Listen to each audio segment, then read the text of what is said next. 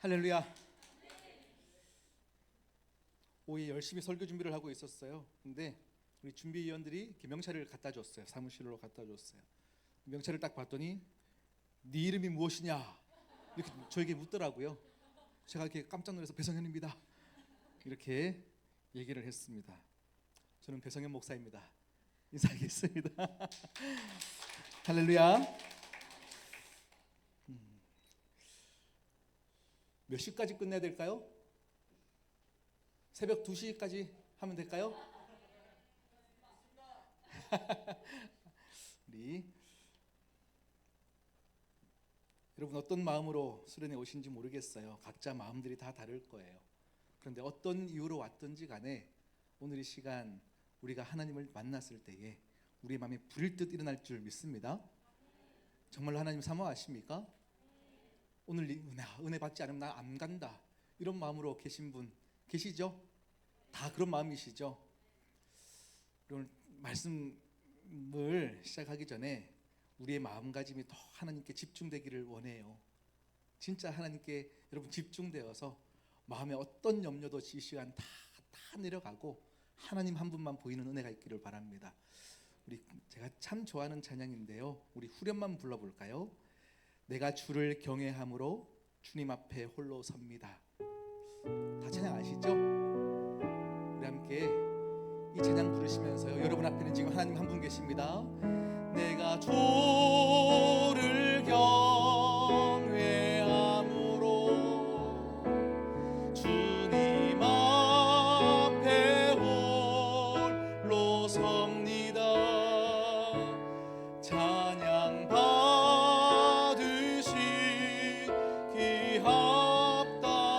귀합당한 거룩하신 주, 내가 주를 경외함으로 내가 주를 경외함으로 주님 앞에 홀로 섭니다. 찬양 받으시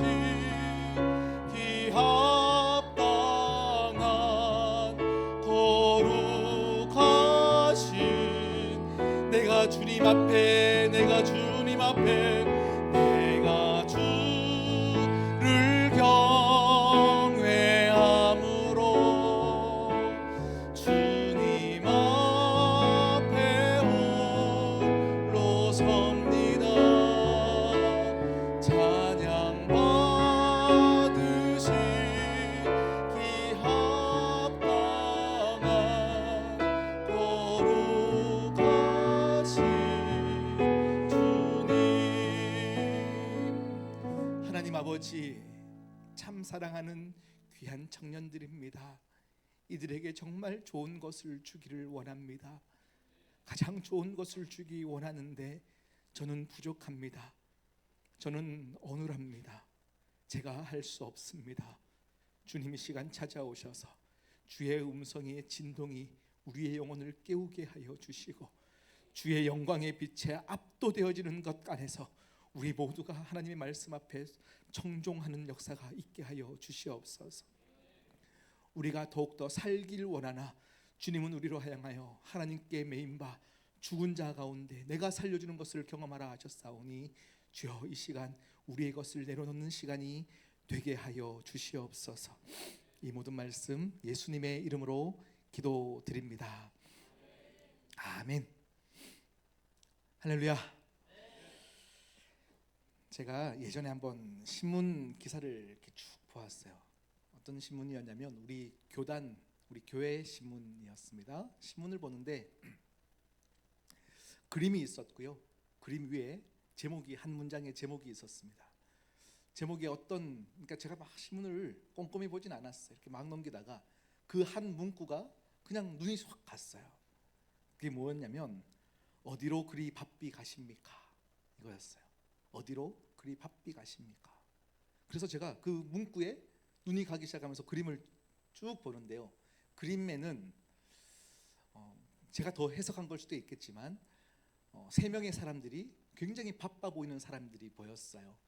첫 번째 사람은 어떤 사람이었냐면 밤낮 일을 하는데도 일이 끊어지지 않아서 너무 피곤해 쩔어 있는 사람이었어요. 계속 일을 하고 일을 쳐내는데도 정말 산더미처럼 쌓여서 괴로워하는 한 사람이 보였어요. 두 번째는 어떤 사람이 보였냐면 두 번째는 그냥 일이 없어서 노는 사람이었어요. 일이 찾고 찾았는데 일이 없어서 노는 사람의 그 괴로워하는 모습이 보였어요. 세 번째, 이들보다 더 힘들어하는 한 사람이 있었어요. 그 사람은 어떤 사람이었냐면 교회 생활 때문에 사는 것이 더욱 바쁜 사람이었어요. 교회에서 많은 활동들을 하면서 너무 바빠서 괴로워하고 힘들어하는 한 사람이 보였어요. 주일 교사로 섬기고 있어요. 성가대로 섬기고 있어요. 찬양팀으로 찬양대로 섬기고 있어요.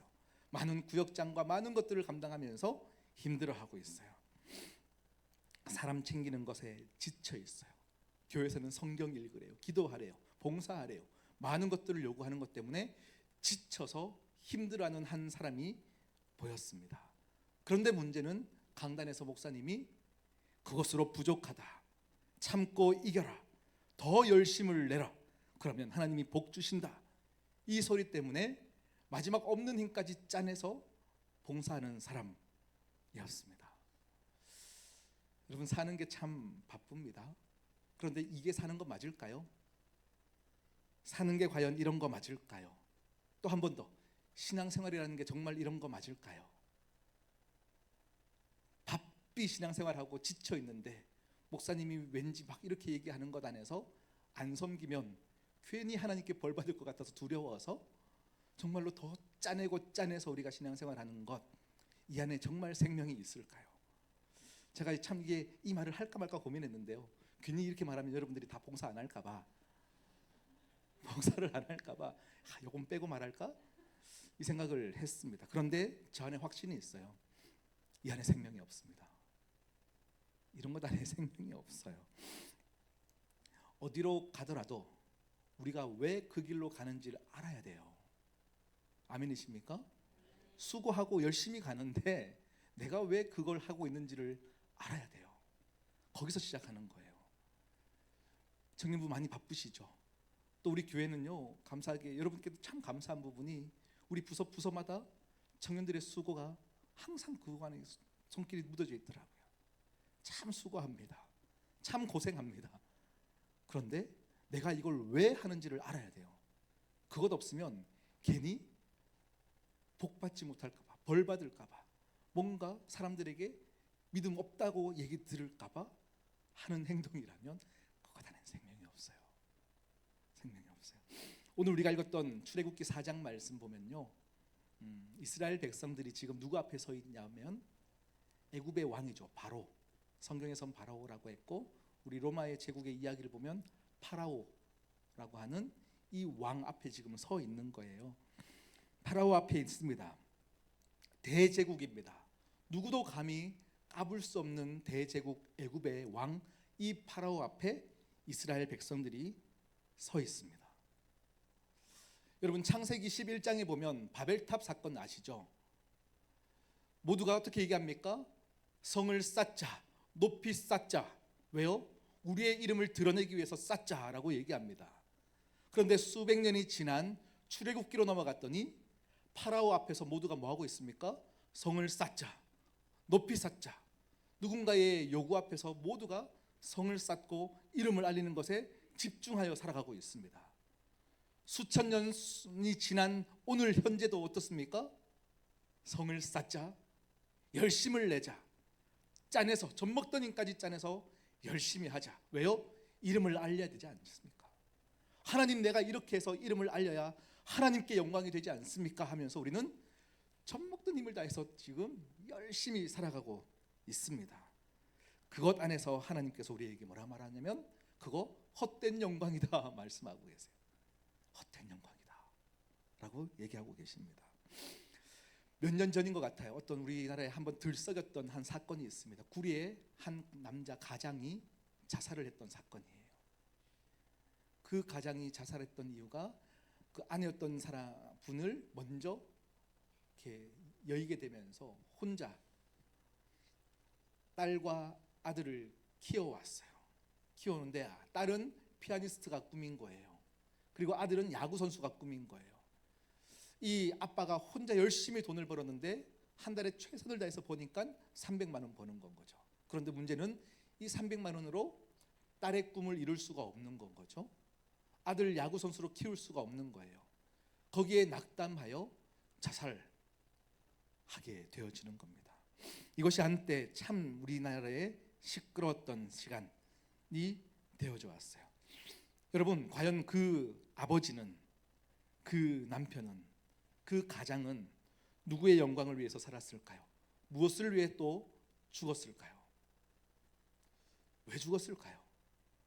누가 그것 안 하면 성공 못했다고 얘기하는 사람도 아무도 없었는데 피아니스트를 시키고 싶은데 시킬 수 없어서 거기에 매몰되어서 야구 선수를 키울 수 없는 내 자신을 한탄하면서 자신을 죽음의 길로 인도했어요. 그런데 문제는 무엇이냐면 이 자살한 사람, 자살까지는 안 가더라도 우리 세상에는 이 남자처럼 사는 사람이 얼마나 많은지 몰라요. 다시 말하면 방향을 모르는 거예요. 내가 지금 왜 살아야 되는지, 왜 이걸 하고 있는지 알 수 없이 그냥 가다 보니까 여기에 치이고 저기에 치이는 거예요. 여러분들이 이제 곧 결혼하실 거예요.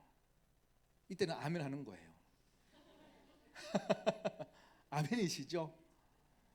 결혼을 하실 거예요. 결혼하면 이제 곧 또 아기가 하나님 선물로 주실 거죠. 이제 아기를 놓으면 모두가 산후조리원에 들어가죠. 그런데 엄마들의 첫 커뮤니티가 어디죠? 이 산후조리원 동기들이에요. 산후조리원 동기들하고 뭐 며칠을 같이 있는 것도 아니에요. 내 인생을 아는 것도 아니에요. 그런데 아기가 태어난 시기가 비슷하다 보니까 아기가 성장하는 과정에서 정보 공유가 많은 건 거죠. 그러니 잠시 봤던 사람들이지만 정말 찐친이 돼가지고요, 계속 카톡 안에서 서로 정보를 주고받는 거예요. 근데 무슨 정보가 오갈까요? 우리 아기 유모차 나는 100만 원짜리 태우고 있다는 거 사진 찍어서 자랑해요. 그러면 100만 원짜리 유모차를 못 태운 사람 어때요? 실패한 인생이 되는 거예요. 거기서 자괴감이 오는 거예요. 조금 더 지나서 두 번째 커뮤니티는 언제예요? 초등학교 1학년. 초등학교 1학년 엄마들끼리 또 찐친이 되는 거예요. 애들은 학년이 바뀌면 친구들이 바뀌지만 엄마들은 1학년 때 모인 엄마들이 6년 동안 가는 거예요. 쭉 가요. 그때 엄마들끼리 공유하는 건 뭐예요? 우리 애 무슨 학원 보냈다.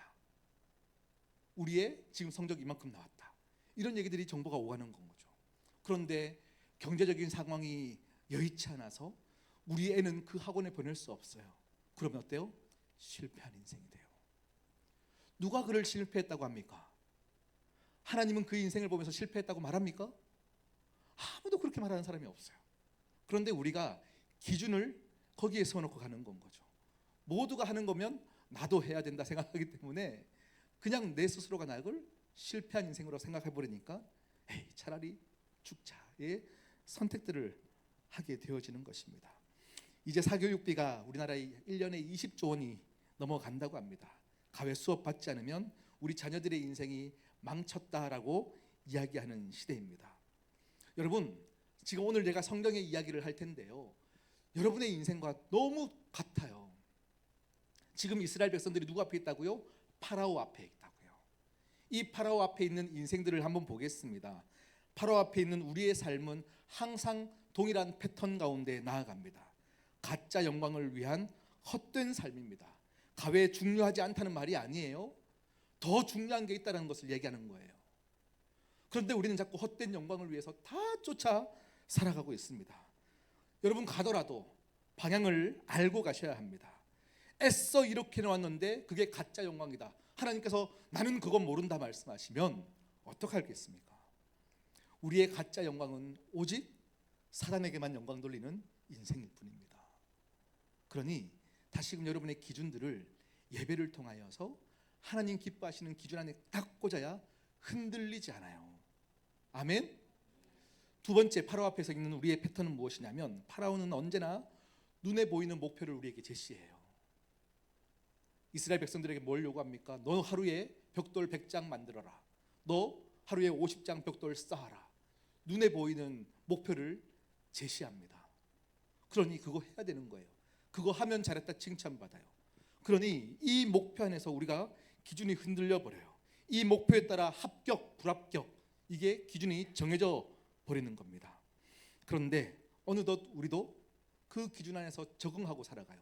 30대 1억 모으기, 어떻게 하면 팔로우 많이 만들기, 이런 것이 우리의 영향력이 되어가지고 모두가 거기 쫓아 살아가는 인생, 그 목표만 이루면 성공한 것처럼 만들어가는 이 세상, 그 안에서 여러분 혼돈되면 안 됩니다. 파라오가 여러분에게 목표를 계속 제시하고 있어요. 눈에 보이는 목표예요. 눈에 보이는 목표. 제가 조금 이따가 얘기할 텐데 저의 인생을 잠깐 간증으로 나눌 텐데요. 저의 인생에도 항상 눈에 보이는 목표가 있을 때 저는 신앙이 좋아서 그걸 정하지 않았고요. 상황이 안 따라줘서 항상 목표가 없는 인생이었어요. 그런데 하나님께서 계속 저의 삶을 이리 치시고 저리 치시면서 계속 이 길로 인도하시더라고요. 자, 좀 더 얘기 드리겠습니다. 세 번째, 파라오는 언제나 책망하고 질타합니다. 누구를요? 우리를요. 항상 우리를 책망하고 질타합니다. 그는 이스라엘 백성들이 지금 예배 드리러 가겠다 했더니 그들을 향해서 이렇게 얘기합니다. 출애굽기 5장 17절 18절, 우리 자막에 준비가 됐을 텐데요. 출애굽기 5장 17, 18절 함께 읽겠습니다. 시작. 바로가 이르되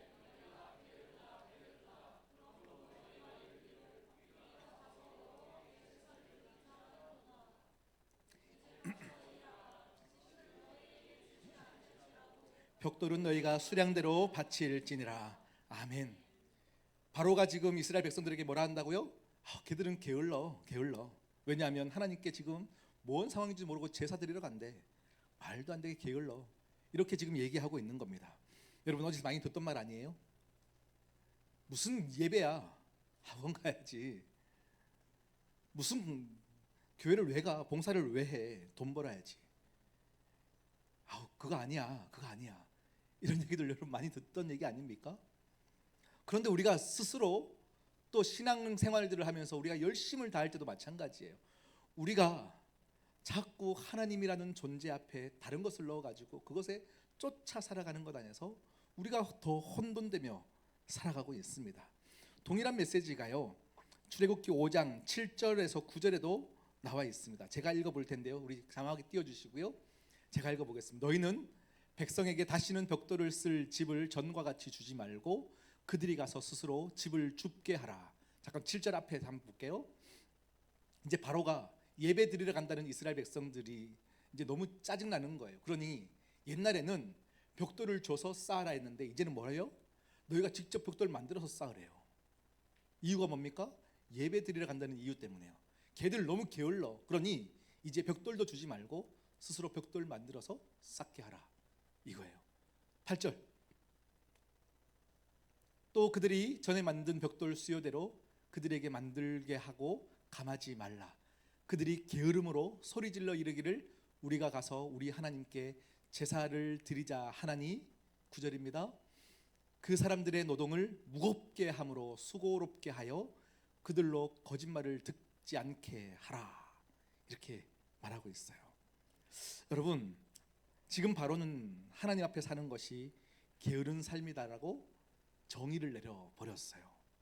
하나님 앞에 살아가는 것이 게으르다, 여러분이 하나님 앞에 인생을 드리는 것이 헛되다라고 얘기하는 것입니다. 여러분이 하나님께 드리는 삶이 거짓된 것입니까? 하나님의 말씀이 정말로 거짓입니까? 파라오의 얘기이고 오늘 세상을 살아가고 있는 이 세상의 소리가 항상 동일해요. 하나님은 우리에게 요구하시는 것이 무엇입니까? 오늘 이 사건들이 계속 있는 이유는 모세가 지금 바로에게 가서 이스라엘 백성들을 건져내려고 하니까 바로가 이렇게 더 고통 가운데 주는 거예요. 그런데 모세가 뭐라 했길래 바로가 이렇게 열받은 걸까요? 5장 1절이에요. 5장 1절에 바로가 열받은 이유예요. 함께 읽겠습니다. 시작. 그 후에 모세와 아론이 바로에게 가서 이르되 이스라엘의 하나님 여호와께서 이렇게 말씀하시기를 내 백성을 보내라. 누구를 보내라? 내 백성을 보내라. 왜요? 그러면 그들이 광야에서 내 앞에 절기를 지킬 것이니라 하셨나이다. 하나님이 하나님의 백성을 이제 만나기 위해서 이제 모세를 사용해서 그들을 건지라 하신 거고, 내 백성을 만나기 위함이에요. 그리고 절기를 지킨다 뭐예요? 나를 예배하고 나와 함께 교제하는 것이 하나님 너무 기쁘셨어요. 그래서 그것을 모세에게 시켜서 바로에게 말했는데 바로가 열받은 거예요. 자, 여러분에게 한 가지 말씀을 드립니다. 지금 하나님은 하나님을 만나 예배할 때에 생명이 있어서 이것을 요구했어요. 그런데 사단의 소리, 바로의 소리는 뭐예요? 하나님 만나는 것이 게으르고 힘든 거고 네가 하나님 만나면 네 인생은 더 힘들어질 거야 라고 얘기하는 이 상반된 의견, 하나님이 거짓말이든 바로가 거짓말이든, 지금 하나님이 여러분을 속이고 있든 세상이 여러분을 속이고 있든 둘 중에 하나는 거짓말입니다. 그렇지 않습니까?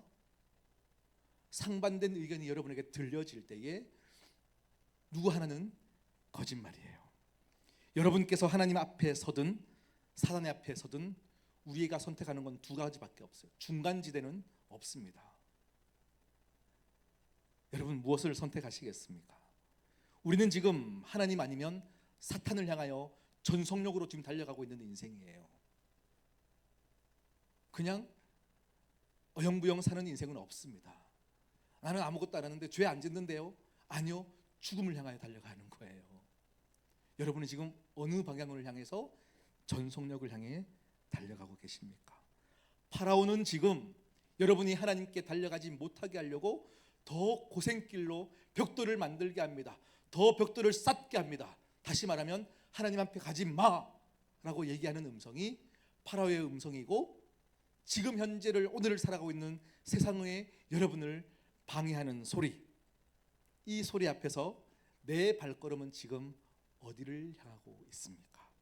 나는 지금 어떤 시간을 살고 있습니까?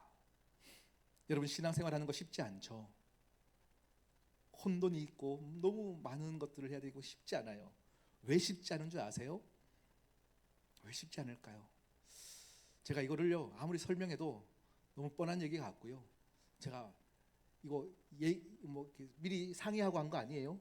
지금 그냥 처음 하는 건데요. 잠깐 죄송합니다. 박유한 목사님 잠시 앞으로 나오시고요. 우리 청년 한 명이 또 필요합니다. 네. 이렇게 하면 우리가 짠 것 같아. 난 너 안 할 거야. 내성적인 우리 수정이 앞으로 나올까요?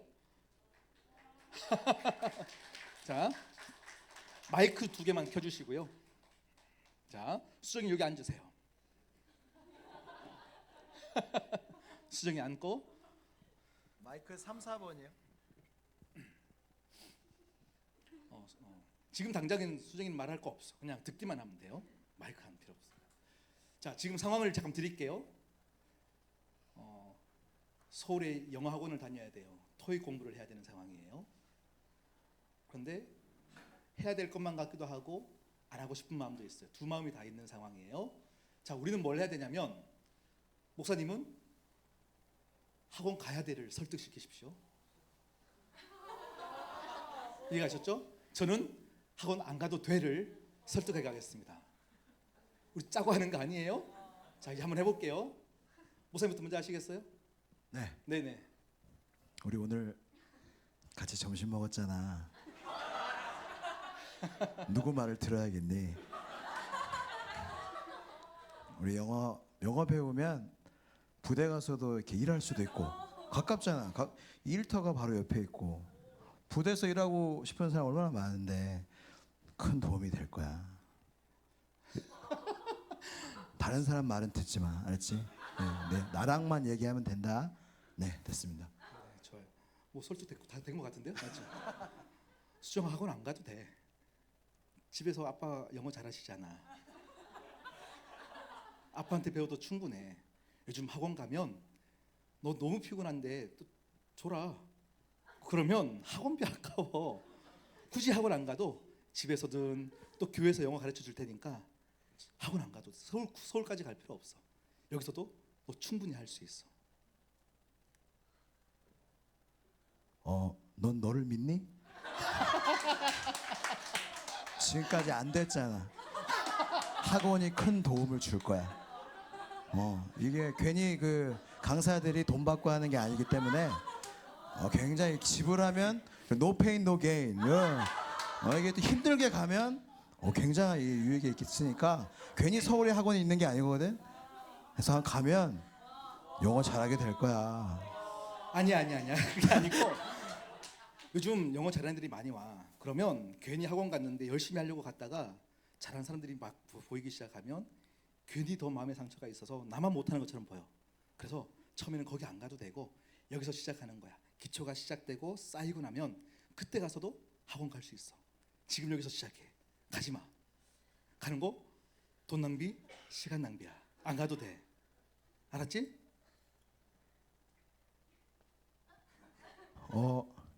지금 말씀하신 분이 그 학원 원장님이랑 원수시래. 그러니까 이렇게 말을 하는 건데 잘 생각해봐. 학원 가면 배울 수 있고 그리고 서울 이렇게 언제 또 가보니 서울 가서 그 파이 이 브랜드들 쫙 있고 자, 그럼 그만할게요. 네. 그만할게요. 좋아요. 여러분 오늘 지금 이 시간 그 안에서 수정이의 표정을 봤어요? 수정이 표정이 어때요? 여러분이 한번 답해봐요. 난감해 보여요. 네, 좋아요. 자 이제 수정아 똑같이 다시 할 건데 마음의 결정을 해. 갈지 안 갈지를 네가 지금 마음의 결정을 해. 결정을 하는 거야? 자 시작할게요. 똑같이. 네. 어떤 결정을 하든 난 존중해. 아니야 가지 마. 이 말 듣지 마. 학원 원장님 아들이야. 가지 마. 내가 정말 그렇게 생겼니? 내가 학원 원장님 아들처럼 네. 가도 소용없어. 여기서 공부하는 거야. 난 너의 뜻을 존중해. 선택해봐. 여러분 자 수영이의 태도와 반응이 어때요? 난감해 보이는 모습들이 보여요 안 보여요? 보여요? 그거는 지금 목사님들이 지금 압박 넣고 있어서 네 아까와 수정아 너는 어때 지금? 마음의 결정을 하고 났을 때에 지금의 상황은 어때? 너 스스로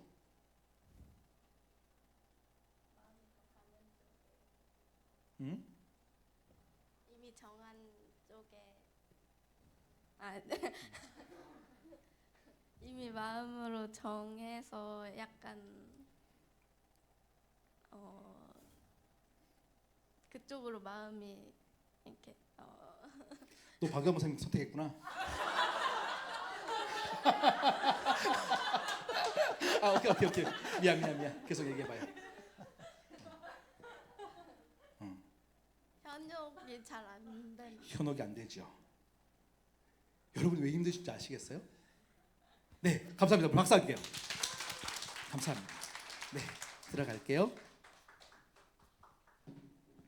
제가 지금 무슨 얘기를 하고 싶어서 이 상황극을 한지 아시겠어요?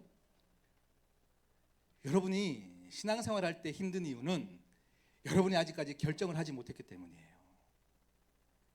이 길이 맞을까 저 길이 맞을까 하나님 말씀하시는 요구하시는 이 말씀대로 사는 것이 맞을까 이 세상에서 내가 그래도 해보면 될 것 같은 여러분의 생각들 안에서 선택이 안 되니까 혼돈이 있는 거예요.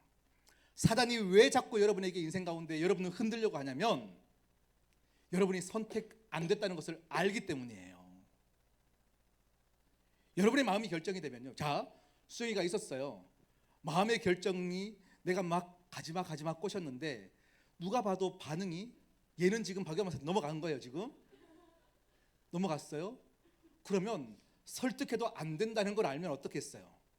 아유 얘는 넘어갔구나. 내가 힘 빠지는 거죠. 사단을 목전에서 치는 방법은 뭐예요? 사단의 힘을 빼는 방법이 뭐예요? 결정하는 거예요. 저는 이번 수련회가 그 결정이 있는 수련회가 되기를 축복합니다. 다른 것 없어요.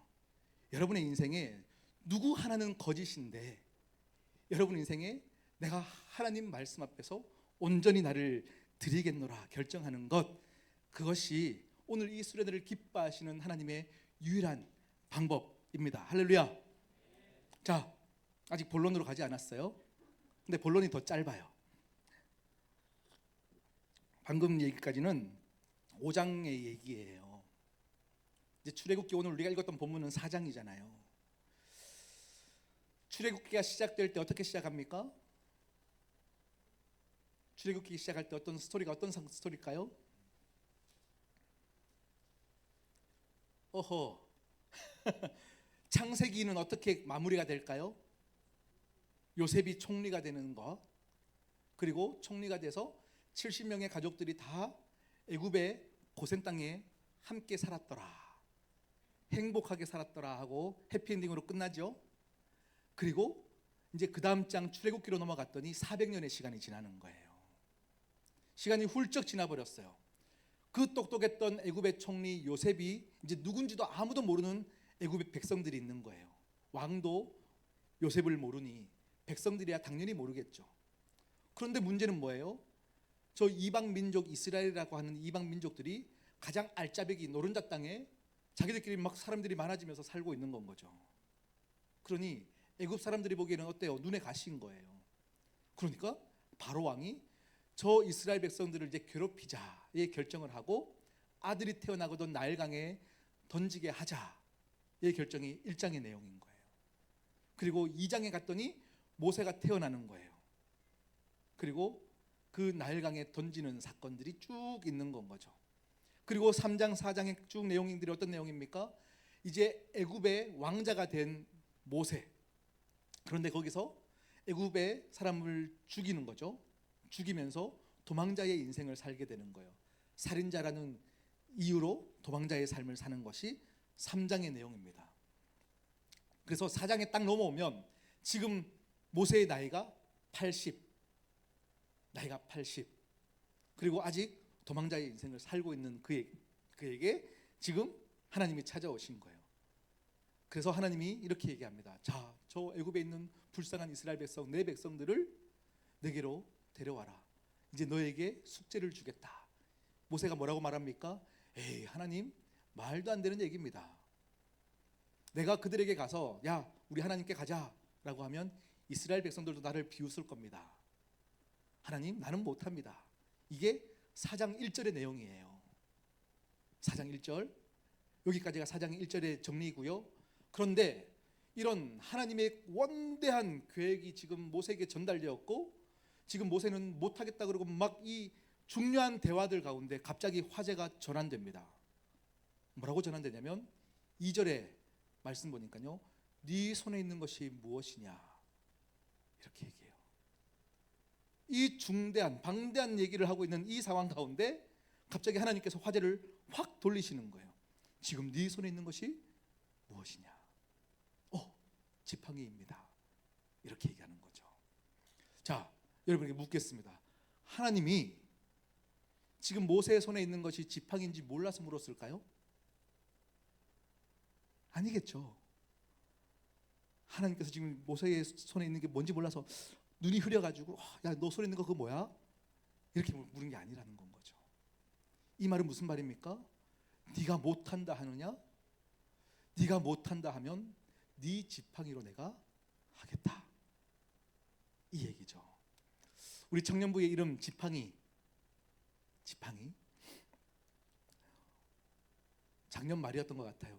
박연 목사님께서 목사님 청년부의 이름을 한 개 짓고 싶습니다. 제가 주저하지 않고 지팡이로 가자, 이렇게 함께 얘기를 나눴었어요. 사실은 이실 짓고 하면 이 지팡이의 이름은요, 제가 청년 때 제 고향에 있던 교회 청년부의 이름이었어요. 지팡이.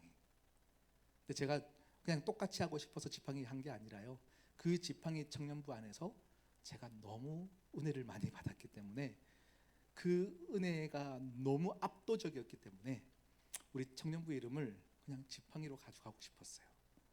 그래서 지팡이로 하자라고 얘기를 했었습니다. 제 얘기를 잠시 드릴게요. 제가 청년회 때에 저의 삶은 쭈구리의 인생이었습니다.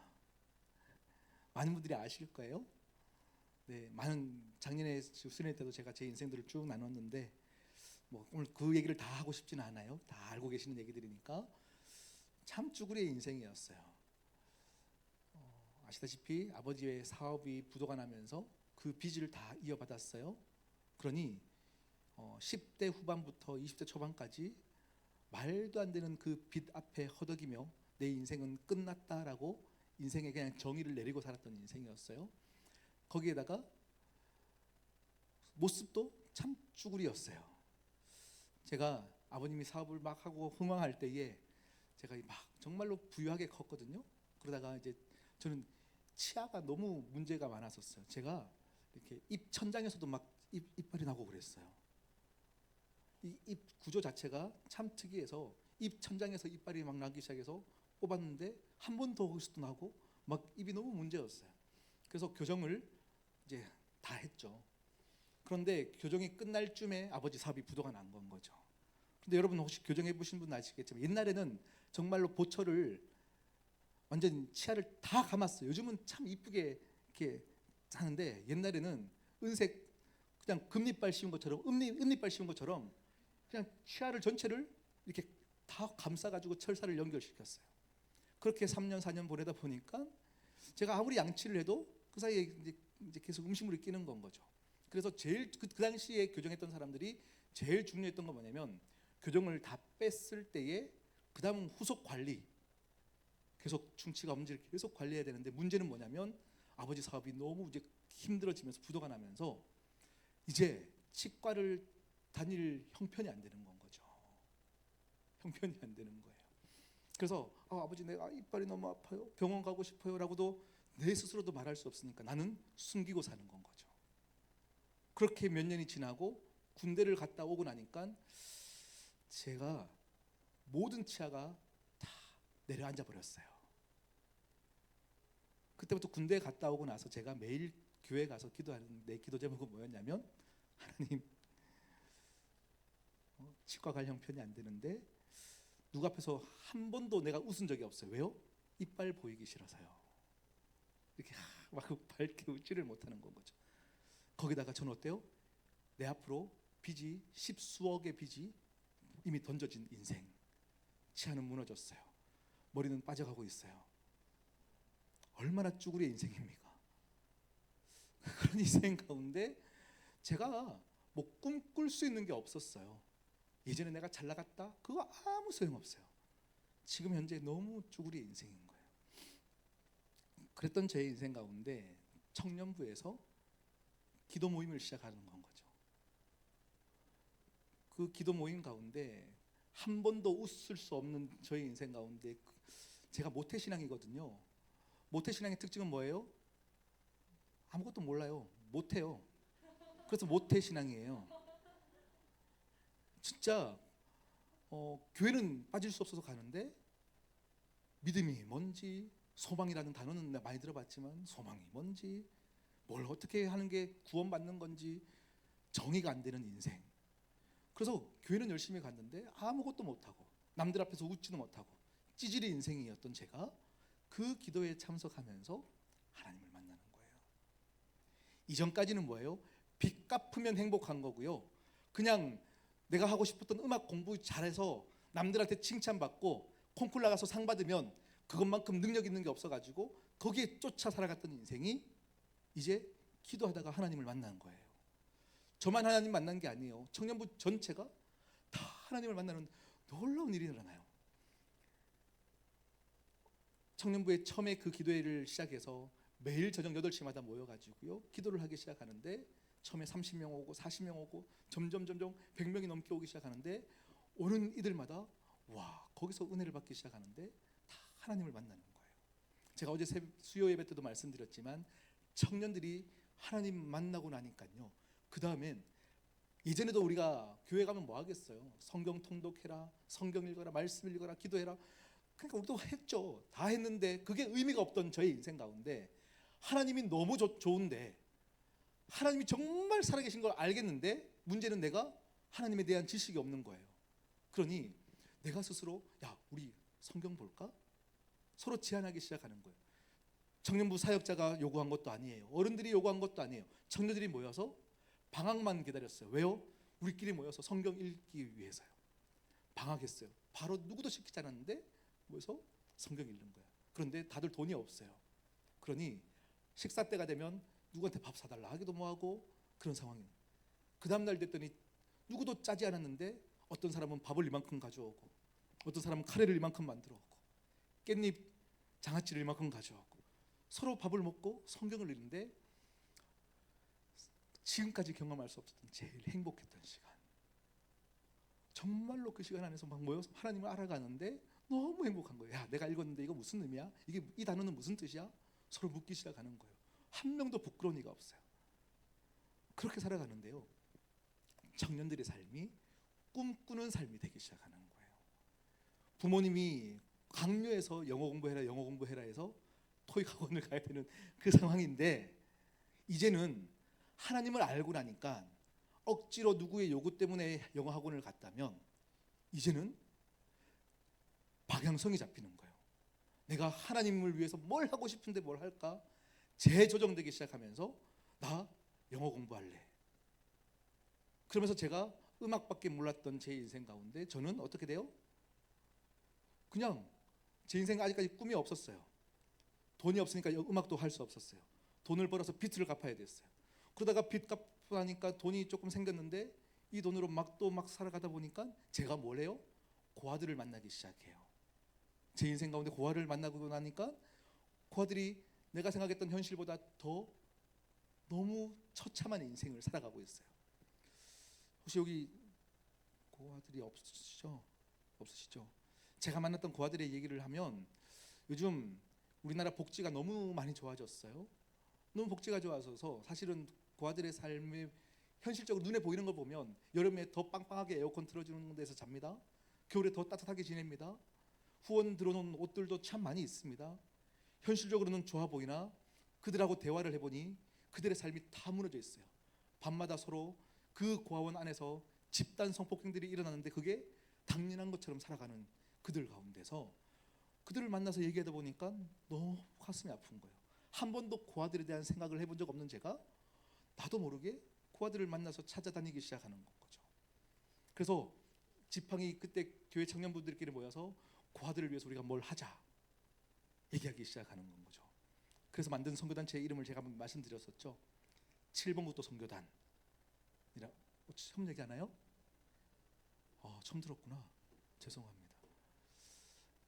왜 7번 국도 선교단이라는 이름을 짓고 선교단을 만들었냐면 우리 포항, 제가 고향이 포항인데 포항은 우리나라 지도를 보면 꼬리 있는 지역이에요. 바닷가 지역이죠. 그런데 그 해안도로 따라 쭉 올라가면 강원도예요. 이 도로 이름이 7번 국도예요. 그래서 우리가 고아들을 섬기다 보니까 공부하다 보니까 강원도에 깨어진 가정과 고아들이 정말 많다는 것이 알게 된 거예요. 그래서 강원도에 있는 고아들을 섬기기 위해서 매주마다 강원도를 왔다 갔다 하면서 7번 국도 선교단이라고 지었고 지금도 이 7번 국도 선교단은 계속 고아들을 만나는 사역을 하고 있어요. 저는 지금 잠시 이제 선교단에서 나와서 그냥 기도함으로 또 다른 방법으로 도와주고 있지만 이 7번 국도 선교단이 지금도 계속 고아 사역들을 하고 있어요. 자, 그 지팡이 청년부 안에서 각자 꿈을 위하여 아까 말했던 그 헛된 영광을 위하여 다들 열심히 살아갔는데 우리가 그냥 모여서 기도하고 압도되어지는 하나님을 그 임재를 다 경험하고 나니까 각자 꿈이 생겼어요. 그 꿈 안에서 자기 인생들이 재조정되다 보니까요. 하나님을 만난 자는 똑같은 시간에 똑같은 영어 공부를 했는데 다른 반응이 나와요. 다른 반응이 나와요. 왜요? 이제는 하라에서 했던 건데 이제는 내가 하나님 때문에 하고 싶은 역동의 에너지가 생겨요. 저는 그것을 계속 목도하며 컸어요. 우와 신기하다. 우와 신기하다. 그래서 저도 제 사촌 동생도 몇 명이 목회자의 길을 걷게 되었어요. 제 장신대에 가면 우리 장신대에 가면 한 학년이 300명이거든요.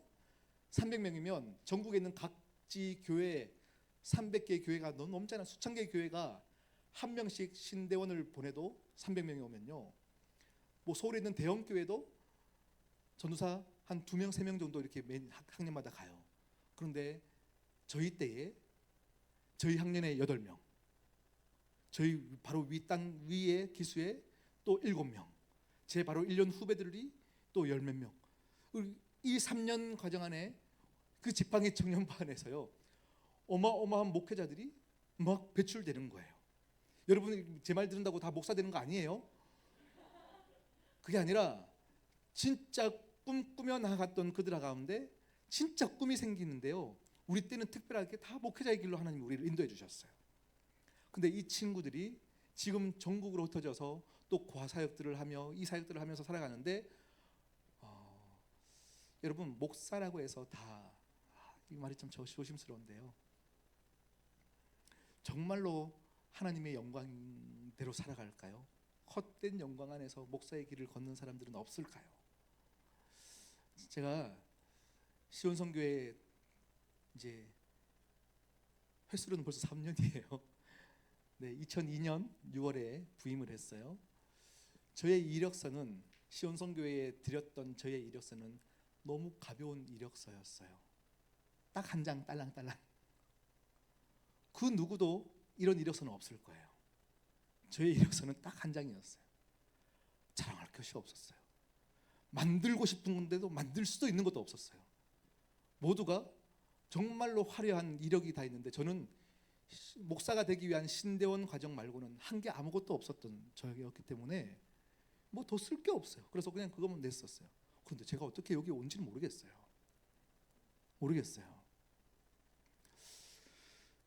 목사의 과정을 걷는 과정 가운데 저 안에서도 많이 흔들렸어요.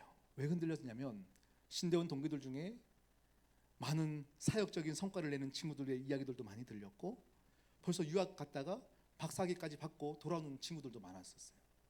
그러니 저 안에 와 이러다가 나는 언제 담임 가지? 야 나도 유학 가야 되는 거 아닌가? 이 목사의 고민이 여러분의 고민 아니에요? 친구들을 보면 이런저런 스펙들이 쌓여가는데 나는 찌질하게 지금 교회에서 봉사하고 있어요. 더 스펙 쌓고 이것저것 해야 되는데 나는 아무것도 한 게 없어요. 그런데 왜 여러분이 지금 흔들리겠습니까? 아까 아직 방향을 못 잡잖아. 그러니까 흔들리는 거예요. 저의 인생 가운데 같은 목사로서 박사학위를 받고 왔는 친구들의 이야기가 어느 순간에 제가 정답을 얻었어요. 정답을 얻은 게 뭐냐면 나는 담임 목사가 되기 위해서 목사가 된 거 아니다. 내 목표는 담임 목사가 아니다. 이게 제 마음의 기준이었어요. 내가 목사가 된 이유가 뭘까? 나는 음악의 길을 가다가 하나님이 내 길을 돌이켜서 목사를 시켰는데 나는 사람을 보면서 영혼을 볼 줄 아는 긍휼함이 있다는 하나님의 음성이 들려서 내가 목사가 됐구나. 이게 다시금 기억나기 시작하는 건 거죠. 그러다 보니 저는 스펙을 쌓아서 담임 목사가 되는 거를 쫓아 살아가면 참 불행한 목사 같다라는 것이 내 마음에 정리가 되기 시작했어요. 담임 목사가 내 꿈이 아니었고 긍휼함을 사용하는 목사가 되어야지가 꿈이 된 거예요. 그때부터는 누가 유학 갔다 왔다 해서 흔들리지 않아요. 누가 사역적인 성과를 냈다 해서 흔들리지 않아요. 오늘 나는 하나님이 주신 은사를 사용해서 긍휼함으로 사람을 살리고 있는가만 점검하면 되니까 인생이 굉장히 심플해졌어요. 그 길을 가다 보니 어쩌다 보니 이 자리에 서 있는 거예요. 제 사촌 동생의 얘기를 할까요?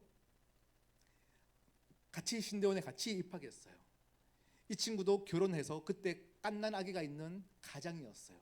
저랑 7번국도 선교단을 같이 섬겼었어요. 그렇게 섬겼던 이 친구가 어느 날 이제 신대원을 들어가면 우리는 다 이제 교회 교육전도사로 이제 사역을 시작해야 되는 상황이에요. 교육전도사로 섬기면 사실은 사례가 많지는 않아요. 주일만 이렇게 교회 가서 봉사하는 이 사역이 사례가 많지 않아요. 그래서 저도 우리 윤찬이가 그때 막 3살 4살 이때였기 때문에 이제 지하에 살면서 너무 힘들었어요. 교육전도사 사례 가지고는 살 수가 없었어요. 참 힘들었는데 문제는 내 사촌 동생도 같이 신대원을 갔는데 얘가 박봉이라고 말할게요. 박봉이지만 교육전도사 사역을 하면 정기적인 수입이 있잖아요. 근데 이 친구가 뭐라고 얘기하냐면 형 나는 교회 사역 안 하고 7번국도 선교단 간사로 계속 섬길 거야. 이렇게 얘기했어요. 제가 뭐라고 얘기했겠습니까? 귀하다 동생아 이렇게 얘기했을까요? 아니요. 저도 믿음이 없는지라 정신 차려 이놈아. 이렇게 얘기했어요. 너 애기도 있는데 이 칠봉도 성교단이라는 사역은요 어떤 거냐면 누구도 사례를 주는 사역이 아니에요. 내 돈 써가야 되는 거예요. 강원도까지 매주 왔다 갔다 하는 것도 차비도 얼마나 많이 들겠어요. 가면 고아들하고 만나려면 떡볶이라도 사야 되는 상황. 다 자비랑 사역이에요. 그런데 너 무슨 돈으로 그 사역할 건데? 교회 사역하고 할 수 있어 해. 했더니 아니야 형. 나 그거 해야 돼. 기도할 때마다 하나님이 고아들의 모습을 계속 보여주셔. 나는 아까 수정이한테 했듯이 사단으로 계속 얘기했어요. 안 돼. 고아사역할 수 없어. 계속 얘기했었어요. 근데 이 친구가 결단하기 시작해요. 그리고는 그 사역을 계속 하는데 저는 이 친구 이 가정 굶어 죽으면 어떡하지? 요만 걱정들이 있었지만 이 3년의 신대원 3년의 과정 동안 이 친구는 반드시 해냈어요. 남들 떵떵거리며 외식하는 정도는 아니겠지만 하나님이 그때마다 놀라운 까마귀들을 부려주시면서 이 가정을 살려주셨어요. 문제는 이 친구가 뜻을 정하고 나서부터 그때부터 지금까지 우리가 고아 사역을 하면서 이루었던 그 사역들보다 한 명이 인생을 걸어서 그 사역에 감당했더니 고아들이 변화되기 시작하는 거예요. 놀랍게 변화되기 시작해요. 제가 한번 설교 때 얘기한 적이 있는 것 같은데요. 하나님의 대사라는 베스트셀러 책이 있어요. 중국 대사관 김하중 선교사님이 쓰신 책이에요. 이 선교사님의 지금은 양딸이 되어서 이 고아, 소망 없던 고아가 지금 전 세계를 다니면서 간증하는 귀한 딸이 되었어요. 이 모든 사역이 그 첫 시작이 동생의 인생을 건 결단, 뜻을 정하니까 하나님이 먹여 살려주세요. 먹여 살려주시는 게 여러분 지금 이 얘기의 목적이 아니라 정하면 길이 열려요. 정하지 못해서 힘든 거예요. 오늘 지팡이 얘기입니다. 우리의 인생은 아까 찬양 중에 나의 약함은 자랑이래요. 그때 제가 뒤에서 찬양하는데 여러분이 이 찬양하면서 어떤 느낌으로 이 찬양을 부를까? 왜 나의 약함이 자랑이지? 나의 가난함이 왜 상급이지? 이게 무슨 말일까요? 그 가난한 당신은 알 수 없어요. 이게 정말 자랑이고 상급이고 몰라요. 그런데 뜻을 정한 사람은 내 가난함 가운데 흔들리지 않아요. 어느 순간에 이것이 간증이 돼 있어요. 저의 인생이에요. 정말로 남 앞에서 웃을 수 없고 빚더미에 쌓여 있고 정말로 찌질했던 저의 인생이 지금 이 시간 이렇게 간증이 되어지고 자랑과 상급이 되어지는 저의 인생이 이 찬양의 고백이더라고요. 여러분 인생 지금 아무것도 손에 잡히지 않는다 해서 아무것도 아닌 인생이 아니라 지팡이는 그 자체는 힘이 없어요. 그런데 이 지팡이가 문제는 뭐냐면 소유가 한평생 모세가 들고 다니던 지팡이인데요. 이제 이 지팡이의 소유가 바뀌었어요. 출애굽기 4장 20절 말씀을 한번 볼까요? 자막에 한번 띄워주세요. 자막에 띄워서 함께 읽겠습니다. 시작.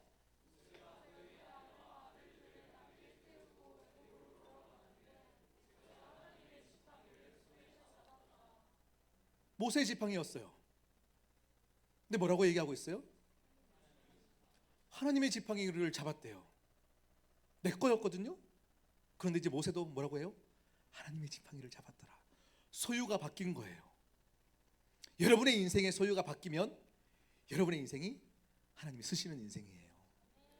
아무것도 없는 이 환경을 보는 게 아니에요. 여러분이 믿음으로 결정하는 순간, 내 인생을 드리는 순간 하나님이 쓰시는 거예요. 하나님께서 내가 쓰겠다 작정하시면 쓰는 것을 보이는 것이 모세의 인생이었어요. 너 그 지팡이를 던져보라. 던지니까 뭐가 돼요? 뱀이 되는 거예요. 뱀이 되는 거예요. 우와 신기하다. 뱀이 무서워서 도망갔던 모세였어요. 그런데 하나님 다시 불러요. 모세 일로 와. 다시 불러요. 그리고는 뭐라고 명령하시냐면 뱀의 꼬리를 잡으래요. 여러분 뱀 아세요? 뱀을 잡으면 어디 잡아야 돼요? 머리를 잡아야 돼요. 꼬리를 잡는 순간에 물려요. 하나님이 우리 인생 가운데 이 소유를 완전히 하나님의 소유로 바꾸기 위해서 계속 우리에게 요구하시는 게 뭐냐면 믿음이에요. 무섭거든요. 물릴 것 같거든요. 우리의 생각과 판단이 우리에게 너무 꽉 차 있는데 하나님은 자꾸 하나님의 살아계심을 우리에게 보이기 위해서 야 꼬리 한번 잡아봐. 꼬리 잡아봐. 그런데 잡으니까 어때요? 다시 지팡이가 되었더라. 지팡이가 되었더라. 여러분의 인생 가운데 이런 많은 물음들 앞에서 여러분은 뭘 선택하고 있냐라는 거예요. 여러분의 환경을 보는 게 아닙니다. 여러분 지팡이를 땅에 던져봐 했던 것처럼 하나님이 오늘 이 시간 여러분에게 뭐라고 말씀하시냐면 여러분의 인생을 십자가 앞에 던져봐. 그러면 내 것이 다 내 것이라 생각했던 것이 이제 배성현의 것이 아니구나. 내가 정말 하나님의 것이구나. 하나님께 내어드린 바 하나님이 사용하시니 아무것도 아닌 이 지팡이가 영적인 이 홍해를 가르는 사건 가운데, 이 출애굽하는 사건 가운데 놀랍게 사용되어지는 하나님의 도구가 되어지는구나. 이것을 모세에게 알려주고 계시는 거예요. 다시 말하면 모세의 인생을 얘기하는 거예요. 이 지팡이는 모세의 인생인 거예요. 찌질한 인생, 도망자의 삶을 살며 하나님 차라리 40대에 나 잘 나갈 때에 가장 멋질 때 힘이 있을 때 그때 사용하시지 왜 80 먹어서 도망자의 인생인 지금 사용하십니까?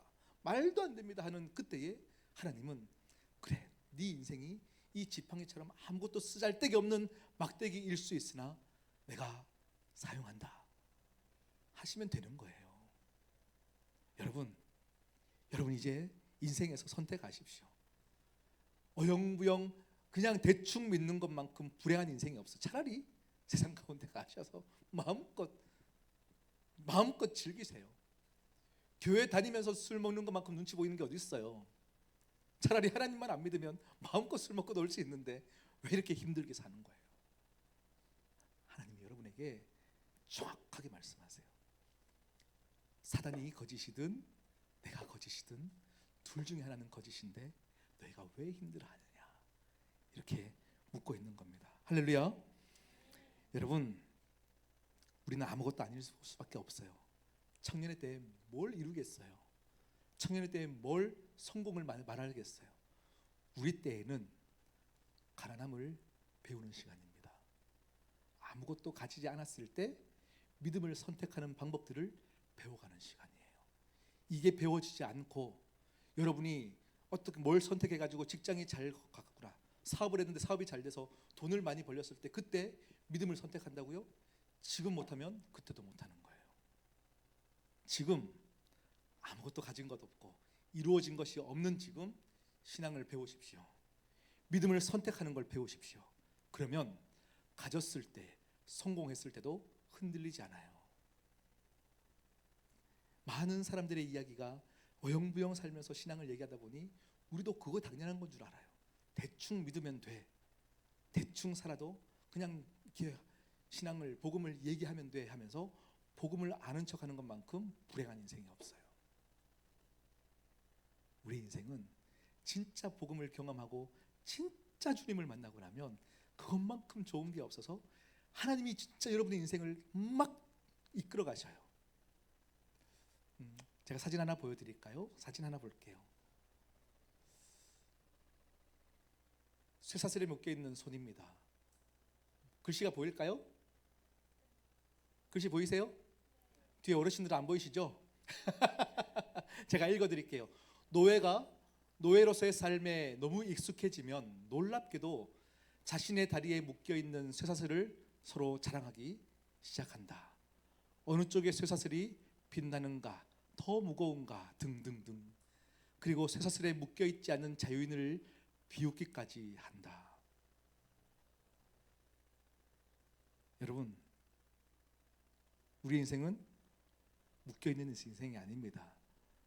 파라오의 세상의 소리들 가운데서 모두가 하는 것 안에서 쫓아 살아가며 묶인 인생이 아닙니다. 모두가 이게 당연하다 생각하면요, 그 순간부터 우리의 묶여있는 걸 자랑하기 시작하는. 야, 내게 더 단단하게 묶였어. 야, 내게 네 거보다 더 빛나. 이걸 자랑하는 인생이에요. 그러면서 자유케 살아가는 사람들을 비웃기죠. 제 비정상이야. 이렇게 얘기하는 게 우리 믿는 자들의 모습일 때가 많다. 여러분, 오늘 이 시간 선택하십시다. 아멘. 우리 찬양할게요.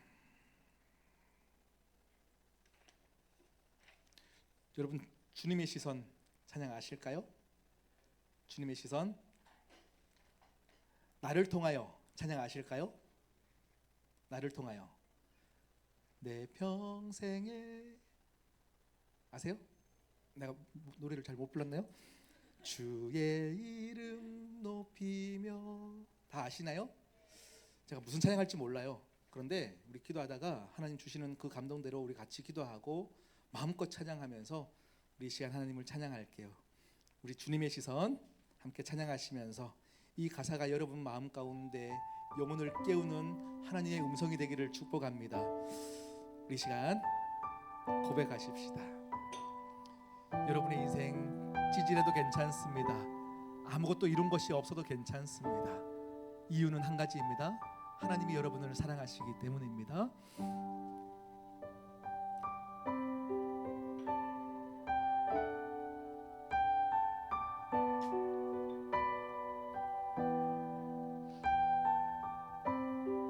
우리 함께 고백하겠습니다.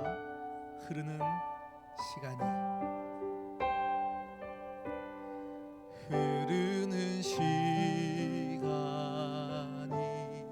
한숨만 남기고 반복된 실패 속 지쳐갈 때 내 맘의 소망이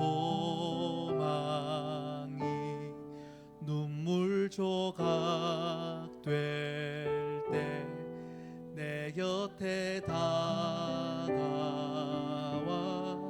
부르시네. 주님의 시선 주님의 시선 나를 비추시고 상처난 내 맘 만지시네.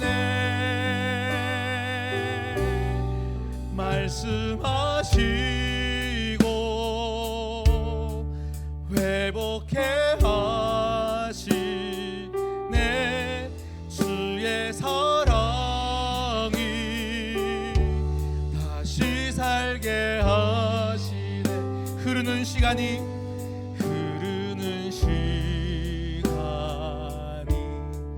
한숨만 남기고 반복된 실패 속 지쳐갈 때 내 맘의 소망이 눈물 조각 될 때 내 곁에 이 시간 하나님의 음성이 여러분의 귀 속 가운데 들리기를 소망합니다. 주님의 시선 주님의 시선 나를 비추시고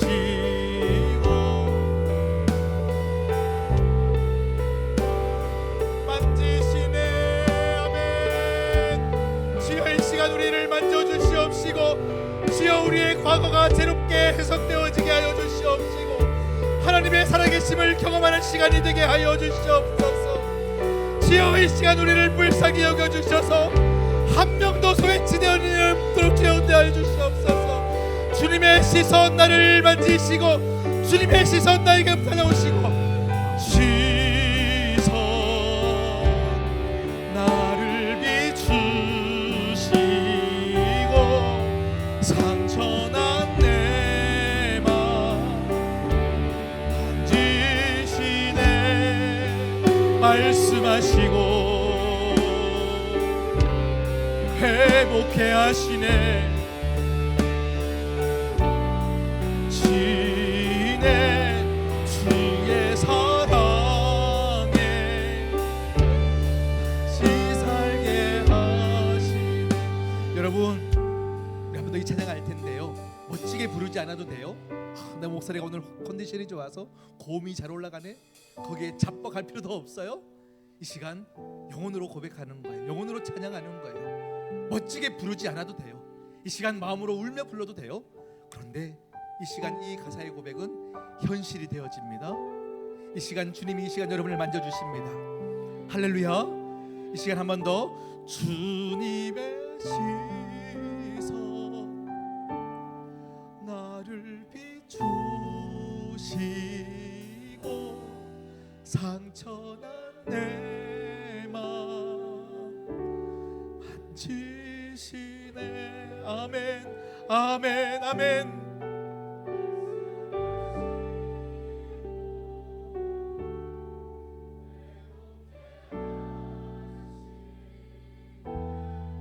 주의 사랑이 다시 살게. 우리 마지막 한 번만 더 고백할게요. 주님의 시선 나를 만지시고. 아멘. 주여 이 시간 우리를 찾아와 주세요. 성령님 이 시간 우리를 만져주세요. 성령님 이 시간 우리에게 찾아오셔서 나의 기도가 깨어져라 살 수 있도록 도와주세요. 주여 우리의 영혼이 깨어나게 도와주세요. 주여 이 시간 성령으로 충만케 하여 주셔서 마땅히 주님 앞에 결단할 수 있는 내 시간이 되게 하여 주시고 하나님 아버지를 모두가 만날 수 있도록 은혜로 채워주세요. 주여 이 시간 우리의 영혼이 주님을 만나여 돌아갑니다. 주님을 만나여 살아납니다. 주여 이 시간 주님이 필요합니다. 주여 외치며 기도하겠습니다. 주여 주여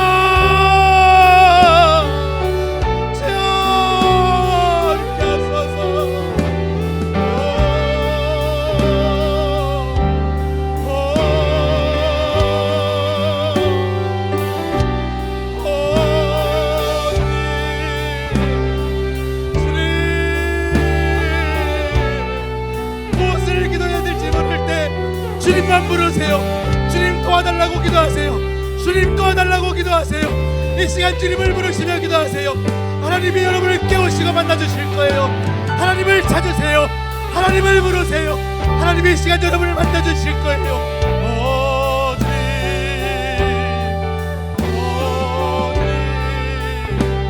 오 주님, 아버지여 내가 결정하지 못했습니다. 내가 아버지여 살았습니다. 방향을 알지 못하고 살았습니다. 그냥 맘피 살았습니다. 교회에서도 열심히 하였으나 지쳐가는 인생이었습니다. 주여 주님 때문에 살게 하소서. 주여 주님 때문에 바치는 인생이 되게 하소서. 십자가에 내 인생을 걸게 하여 주시옵소서. 나를 던지는 인생이 되게 하여 주시옵소서. 하나님이 소유가 될 때에 하나님의 지팡이가 되었던 것처럼 우리의 인생이 다시금 하나님께 드려지는 인생이 되게 하여 주시옵소서. 주여 선택하게 하소서. 주여 선택하게 하소서. 오 주님, 오 주님, 도우소서. 주여 도우소서.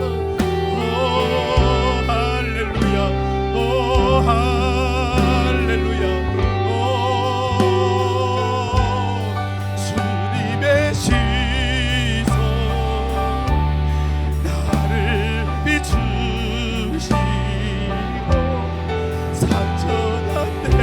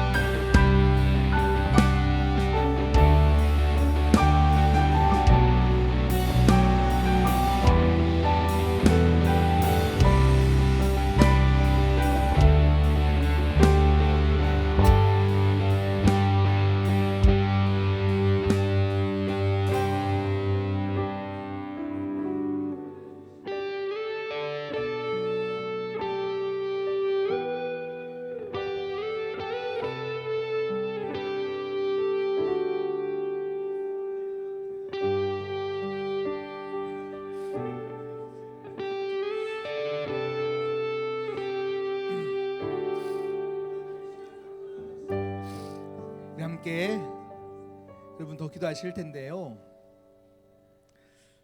이 막 부르짖어 기도하는 이 기도가 어색할 수도 있어요. 뭘 기도해야 될지 몰라 할 수도 있어요. 막 짜내어 기도하는 시간이 아니에요. 왠지 이 시간 막 소리내서 기도 안 하면 뭔가 내가 신앙 없는 것처럼 보여서 막 뭘 해야 될지 모르고 짜내서 기도하는 시간이 아니에요. 뭘 기도해야 될지 모르면 그냥 하나님 도와주세요. 하나님 도와주세요. 이것만 기도하시면 됩니다. 여러분 그냥 여러분의 마음 그대로 가는 대로 기도하는데 여러분의 마음의 생각 가운데 한 가지만 결정하시면 돼요. 뭐냐면 하나님은 살아계시다. 하나님은 이 시간 이곳에 함께 하셔서 우리의 기도를 듣고 계시며 우리의 기도를 이루시는 유일한 하나님이시다.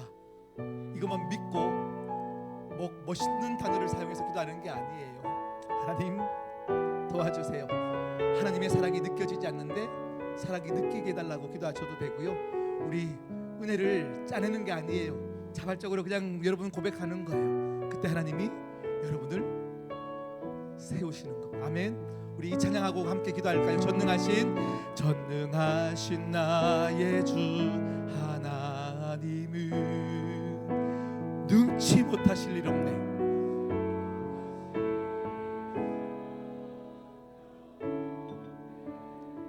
믿으며 고백하는 겁니다.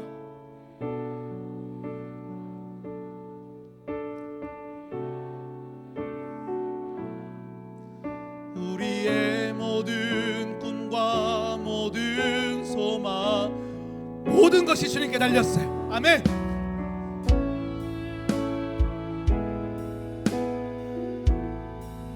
우리의 모든 괴로움을 바꿀 수 있네.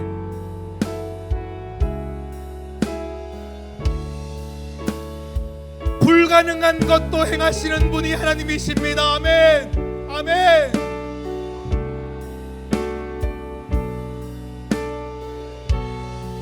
우리가 하는 건 뭐예요?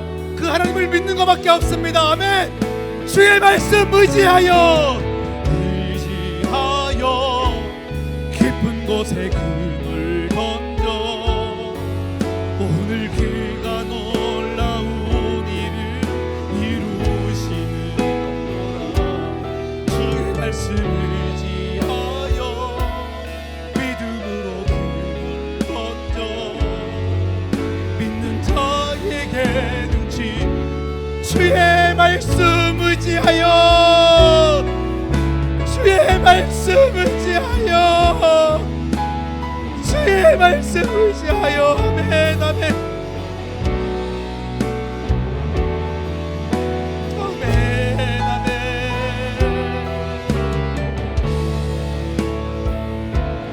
믿음으로 눈을 던져 주님을 신뢰합니다. 내가 기도하는 대상이 주님이십니다. 주여 이 시간 주님을 높입니다. 주의 말씀 의지하여 주의 말씀 의지하여 깊은 곳에 금을 던져 오늘 그가 놀라운 일을 이루시는 오라. 주의 말씀 의지. 주여 내가 그 주님을 믿지 못했습니다. 주님 내가 우왕좌왕 헛되이 살았습니다. 헛된 영광 가운데 살았습니다. 이 시간 내가 결정합니다. 주의 말씀 의지하여 주의 말씀 의지하여 믿는 것에 금을 던져 오늘 그가 놀라운 일을 이루시는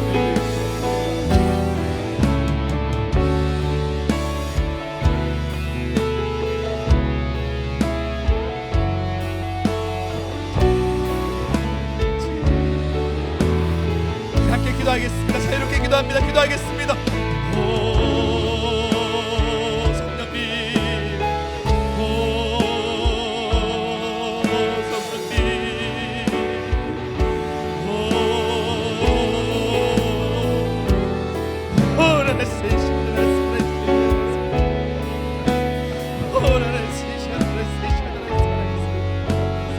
주여 성령님들의 기도를 도와주소서.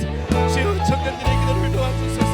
그들의 인생이 하나님께 바침과 되어질 수 있도록 주여 그들의 결단을 할 수 있도록 주님 이 시간 도와주십시오. 주님 이 시간 도와주십시오. 내 인생을 하나님께 드릴 때에 내가 너의 삶 가운데 놀라운 일을 이룰 것을 보라 말씀하시는 음성이 들리게 하여 주시옵소서. 너의 삶을 내가 지킬 것을 주여 이 시간 약속하여 주시옵소서. 오 주님, 오 할렐루야, 할렐루야. 주님을 찬양합니다. 주님을 높입니다. 내 인생의 아버지 십자가 앞에 드린 인생이 되어질 때에 하나부터 열까지 하나씩 알려주시는 하나님, 주의 음성이 들리는 역사가 있게 하여 주시옵소서. 주의 음성이 들리는 역사가 있게 하여 주시옵소서. 사단아, 너희는 모두 예수 그리스도의 십자가 앞에 무릎 꿇었사온 너희는 모두 이 시간 가운데 떠날지어다. 우리를 잠수하며 속이는 음성으로 우리를 기도를 파괴하는 모든 악한 영들아, 이 시간 이곳에서 떠나갈지어다. 주여 이 시간 예수 그리스도의 피로 이 시간 우리 모두를 덮어주시옵소서. 예수 그리스도의 피로 덮어주시사 주여 이 시간 우리가 모두가 하나님 아버지 앞에 드리는 인생이 되게 도와주시옵소서. 오 주님, 주님 이 시간 도와주세요. 아버지의 무엇을 기도해야 될지 모르는 자에게 마음이 뜨거워져 하나님의 사랑이 느껴지게 도와주세요. 오 주의 말씀 의지하여 깊은 곳에 금을 얹어 오늘 그가 놀라운 일을 이루시는도다.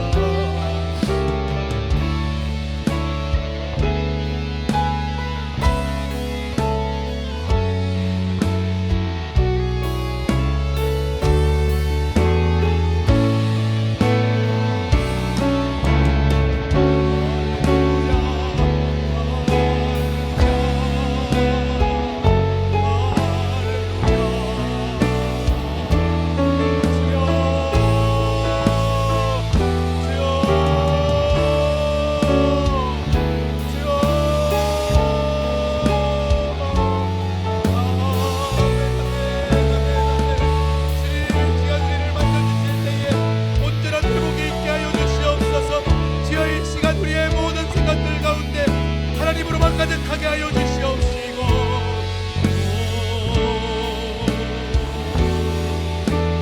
잊지 못하는 우리의 믿음 자금을 주님 아버지여 다독여 주시며 설득하시는 가정 가운데 우리 모두가 서 있게 하여 주시옵소서. 하나님,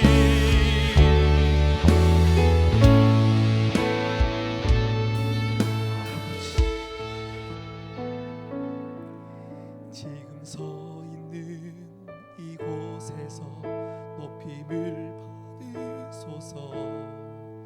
내가 밟는 땅 주님의 땅이니 하늘이 주의 이름 높이 올리며 넓은 바다가 주를 노래해 모든 만물 주를 경배해 모든 입술 주를 찬양해 천지를 만드신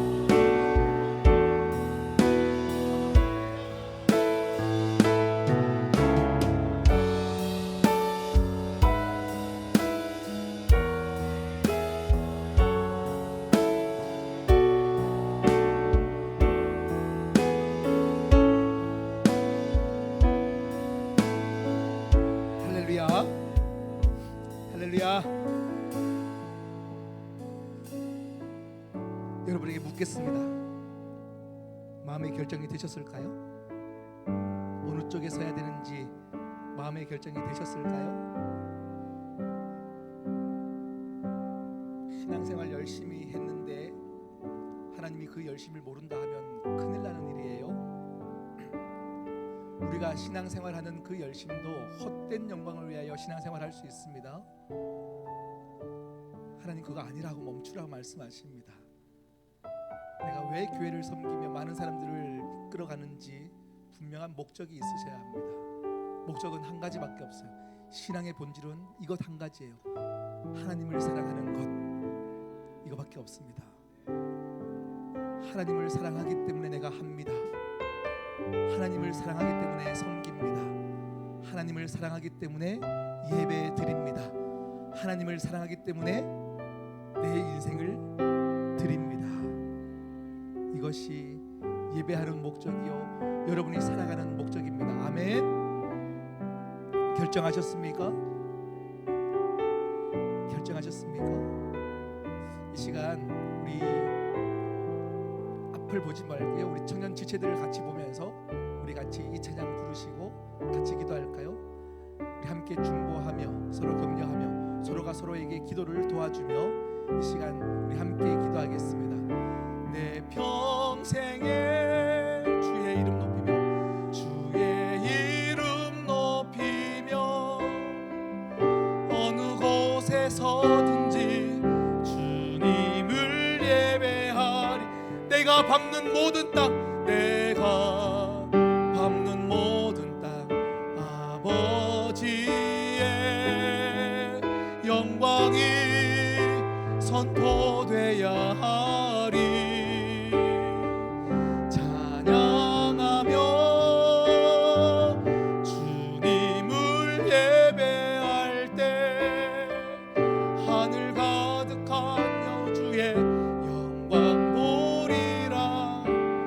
나를 통하여 나의 입술을 인하여 주의 이름 높임을 받으소서. 이 시간 우리 청년들 다 일어날까요? 다 일어날게요. 이 시간은 옆에 친한 사람들끼리 앉아 있는 거죠. 우리 옆에 분에게 얘기하는 게 아니에요. 좀 돌아다니시면서 한 번도 사실 대화해보지 않았던 지체들이 있다면, 아직 그 지체에 속까지 알 수 없는 지체가 있다면 딱 한 명 여러분 돌아다니면서 붙잡으십시오. 그리고 너는 오늘 말씀을 통해서 뭘 생각했니? 뭘 결정했니? 나누시고요. 함께 이 시간 같이 기도하며 이 시간 예배를 마치도록 할게요. 어색하시죠? 이 시간 이 어색함을 우리 주님이 깨트려 주실 것을 기도하겠습니다. 용기를 내십시오.